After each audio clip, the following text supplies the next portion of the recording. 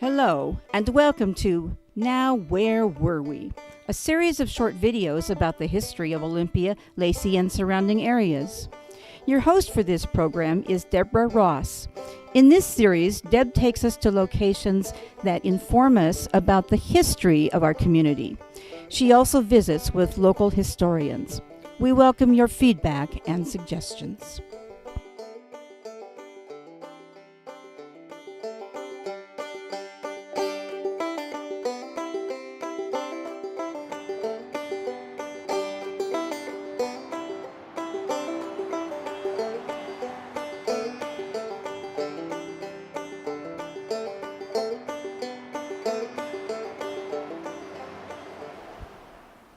Hello, and welcome to another episode of Now Where Were We?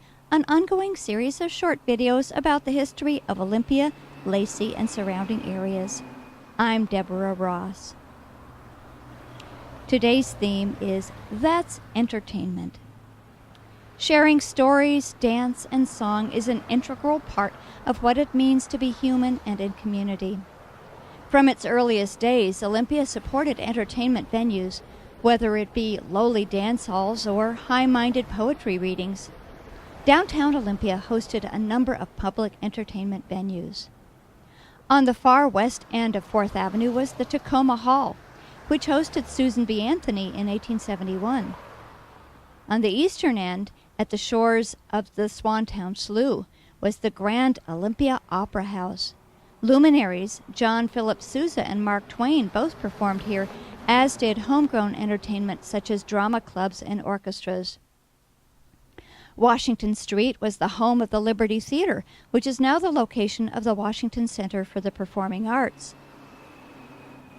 The intersection of Washington and 4th is an apt location for the next installment of our ongoing series of iconic intersections. That is, intersections in our area that are emblematic of some theme in our history. In 1869, the Columbia Hall was built just east of the intersection. In addition to serving as a police station, city hall, and fire station, it had an upstairs performance space. The location is currently the site of a popular night spot that continues the tradition of live performances. At the intersection itself is the State Theater, where I had the opportunity to meet with the artistic manager and co-founder of Harlequin Productions, Linda Whitney. I'm here with Linda Whitney, the Artistic Director of Harlequin Productions, who's been involved with Harlequin Theater since the very beginning. Thank you so very much for being with me today. It's my pleasure. So, when was this building built? This building was built in 1949. It was Joseph Wallob's last building in Olympia before he retired. And our other office is in his first building in Olympia, the Jeffers Studio building. So we have a pretty close connection with Mr. Wallob.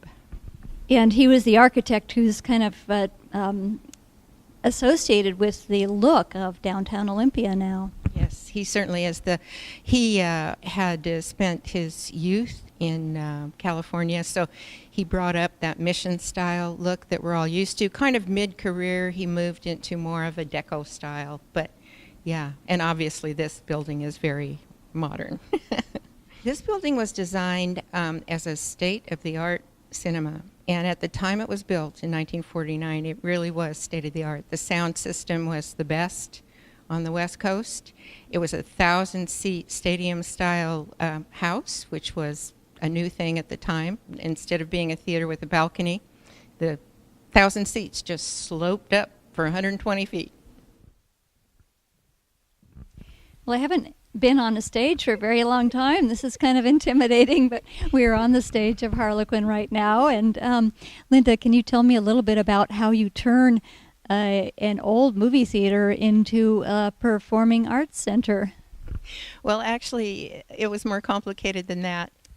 Imagine, when we bought the building in 1997, it had already been divided into 3 spaces, one big main and then 2 smaller screening spaces. So all of those walls and things had to come out. And we already knew that we were going to have a much smaller theater. So this half of the building, this 60 feet or so of the building, was completely gutted. One of the biggest jobs was getting the asbestos off the ceiling. We had to go through the mitigation process, cut a huge smoke vent in the roof so that, in the event of a fire, that smoke vent automatically opens and helps save lives. Fortunately, we've never had to go through that process. As I said, this was gutted. That was all concrete. And we had to take it down to the sand. Literally, there was a day when I walked in here and it was all sand with the catwalks and all. And then rebuild, re-pour the cement. As you can see, every row is a foot higher than the one in front of it. That was a process that took a long time.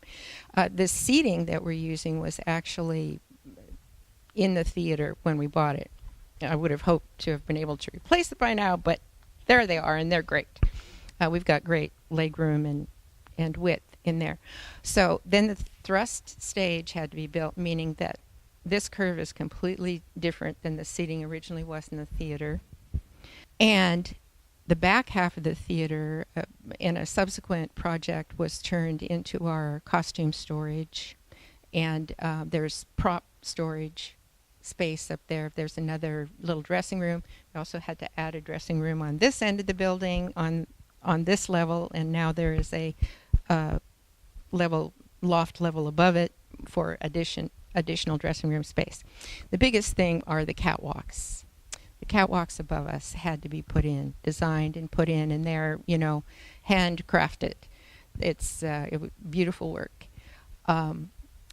The catwalks hold the lighting instruments and some other rigging gear that we need to produce theater. This isn't what's called a fly house, where you can fly scenery in and out, but we are able to fly a lot of things. We've made a silk purse out of it over the years, and it's a very comfortable theater to produce in and to work with, to work in. I've designed over 100 shows in this theater, and actors love it here. So giving life to a historical building is very rewarding. It's been a brilliant project. This is just amazing what you've done with this space, and to think about it being at one time a movie theater with a screen a few feet behind where we are now with 1,000 seats, to this really intimate, as you say, comfortable space is a remarkable achievement. Yes, thank you. It's hard work. Everyone, we have a 12-person full-time staff. Everyone wears about 3 hats to keep all the wheels on the road, and to keep our audiences comfortable. Another part of that project was there are, I think, 6 HVAC units on the building that have to be attended to. And as I mentioned earlier, all the plumbing issues, just managing water in a building like this is, we have to manage all the elements in a building like this. Fire, water, earth, human nature. And air. Well, thanks so much, Linda, again, for sharing this wonderful space and your time. You're very welcome. I really appreciate you being interested as well.